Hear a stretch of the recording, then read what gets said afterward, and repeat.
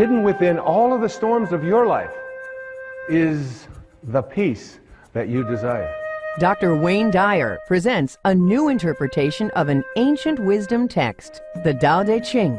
Many people call this a manual for achieving a way of life that literally guarantees integrity, joy, peace, and balance in our life.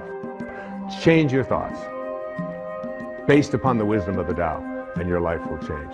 Join Dr. Dyer as he reveals how to live the wisdom of the Tao and achieve higher consciousness. When Change Your Thoughts, Change Your Life airs next.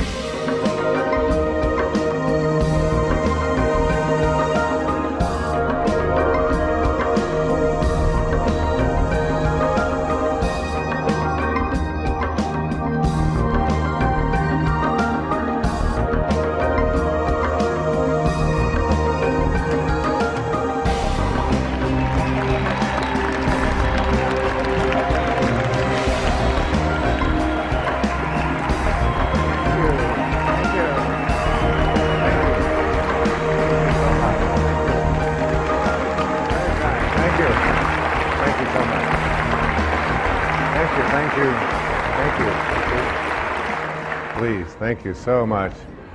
It's so wonderful to be back on public television. It's now 10 years we've been creating public television programs. It's been a wonderful journey. I obviously support public television. It's a way to bring higher consciousness to our entire country, and I'm proud and pleased to be here. This is a program about changing your life. Not in the traditional way that we think of when we think about changing our lives. Usually that means changing your behaviors, retraining yourself, getting new habits, going out and trying them out and changing your life. This is about changing your thoughts, and then your life will change. Change your thoughts, change your life. It's the name of this program, it's the name of the book. It is something that I very strongly endorse, that we have within us the ability and the capacity, through the way that we use our minds and the way that we process things and events, to make our lives totally shift and change around. And I can tell you that it doesn't make any difference what age you are, whether you're a teenager watching this, or whether you're someone in your 60s, 70s, 80s, or anywhere along the way, you can make that change. And I'll tell you, it happened for me. 2 years ago, on the 10th of May, I turned 65, and the next day, on the 11th of May, I had a life-changing thing take place for me. I changed the way that I was thinking about who I am, about what kind of a man I am, about what kind of a person I intend to be for the rest of my life and where I'm going. And something began to resonate with me that I had to make a shift and make a change at the age of 65. I had a wonderful office, which was really a townhouse. It was filled with over 20,000 books. It was filled with clothing. It was filled with records of all kinds. It had pictures on the wall. I had awards that I had received over the years, and everything that I had accumulated, literally, in this physical world, had accumulated in that office. I turned the key and handed it to my manager, Maya, who's been with me for almost 30 years, and I said, I would like you to sell everything, or distribute everything that's in there. Sell the townhouse, get rid of it. Take all the records, all the books. I got rid of my shoes. And I left it all behind and turned it over to her to get rid of everything. I detached myself from a lifetime of accumulations, and I moved full-time to a place over in the middle of the Pacific Ocean on one of our great islands called Maui.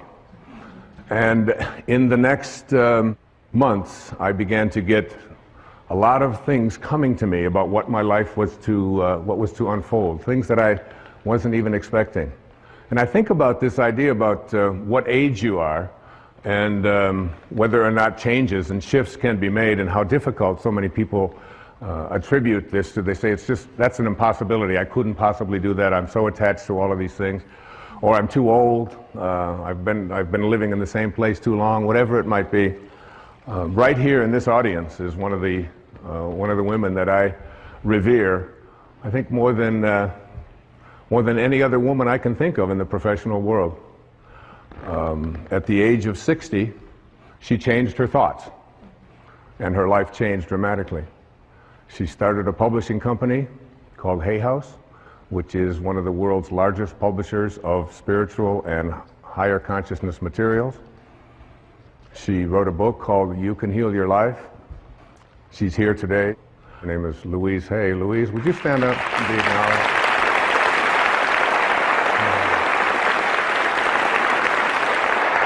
Thank you, sweetheart. Louise, with a great number of people from all over the world, just celebrated her 80th birthday. So,